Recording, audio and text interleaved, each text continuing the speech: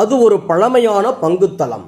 அங்கு எந்த அருள் பணியாளர் போனாலும் அந்த அருள் பணியாளர் நீண்ட நாள்களுக்கு பணி செய்ய முடியாது. அந்த அளவுக்கு அந்த பங்குத்தலத்தில் இருந்த மக்கள் அருள் பணியாளர்களுக்கு தொல்லை கொடுத்து வந்தார்கள். இதையெல்லாம் பார்த்த மறைமாவட்ட ஆயர் அந்த பங்குத்தலத்தில் ஓர் இளம் அருள் பணியாளரை பங்கு பணியாளராக நியமித்தார். இளம் அருள் பணியாளரோ கடவுள் தனக்கு ஆற்றலையும் ஞானத்தையும் கொண்டு அந்த பங்கை திறம்பட வழிநடத்தி சென்றார். இது பலருக்கும் வியப்பை தந்தது. ஒரு நாள் அவரை பார்க்க அவருக்கு மிகவும் தெரிந்த அதே நேரத்தில் வயதான அருள் பணியாளர் ஒருவர் வந்தார்.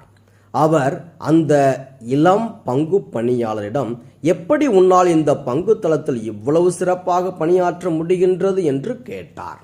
உடனே இளம் அருள் பணியாளர் திருவிவிலியத்தை எடுத்து எசையா நூல் 48:10 இடம்பெறும், நான் உன்னை புடமிட்டேன், ஆனால் வெள்ளியைப் போல் அல்ல, துன்பம் என்னும் உலை வழியாய் உன்னை தேர்ந்தெடுத்தேன் என்ற இறை வார்த்தையை வாசித்து காட்டிவிட்டு, கடவுள் என்னை துன்பம் என்னும் உலை வழியாக தேர்ந்தெடுத்ததால் நான் எத்தகைய துன்பத்தையும் தாங்கிக் கொள்ள தயாராக இருக்கின்றேன்.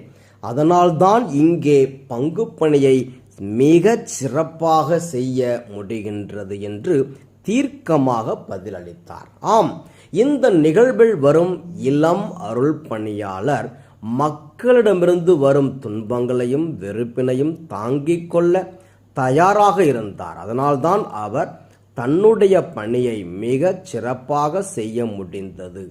இன்றைய நற்செய்தியில் இயேசு தன்னுடைய சீடர்கள் உலகிலிருந்து எத்தகைய எதிர்ப்புகளை சந்திப்பார்கள் என்று கூறுகின்றார். இயேசு தனது இறுதி ராவுணவில் தன்னுடைய சீடர்களை விட்டு பிரியும் நேரத்தில் அவர்கள் உலகினரிடமிருந்து எப்படியெல்லாம் வெறுப்பையும் துன்பத்தையும் சந்திப்பார்கள் என்று கூறுகின்றார்.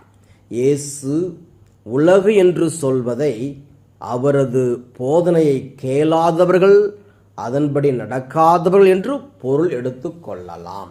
மக்கள் இயேசுவின் போதனையை கேட்டிருந்தால் அவரை ஏற்றுக்கொண்டிருந்திருப்பார்கள். அவர்களோ இயேசுவின் போதனையை கேட்கவில்லை, அதனால் அவர்கள் அவரை ஏற்றுக்கொள்ளவில்லை. இத்தகைய காரணத்தால் உங்களையும் அவர்கள் ஏற்றுக்கொள்ள மாட்டார்கள் என்று இயேசு தம் சீடரிடம் கூறுகின்றார்.